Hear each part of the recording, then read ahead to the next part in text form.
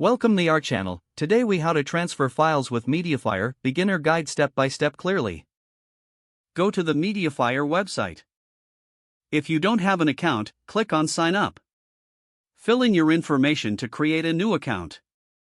If you already have an account, click on sign in. Enter your email and password, then click sign in. To upload files, click on the upload button. A dialog box will open, prompting you to choose files. Select the files you want to transfer from your device. You can select multiple files by holding the Shift or Control key. Click Open to start the upload process. Wait for the upload progress bar to complete.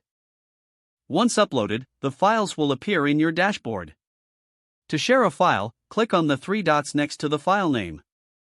Choose Share from the drop-down menu. A sharing link will be generated. Copy the link to share it with others.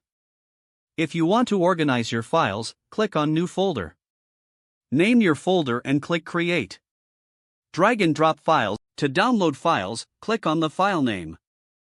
Then click the Download button. Your file will begin downloading to your device. You can also manage your files by clicking on My Files.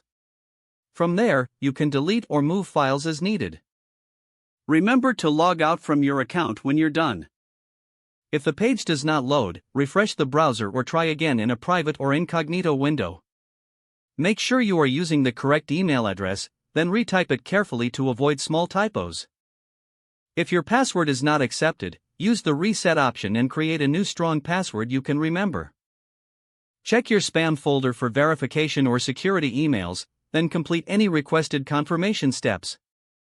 Enable two-factor authentication if available to improve account security and reduce unauthorized access risk.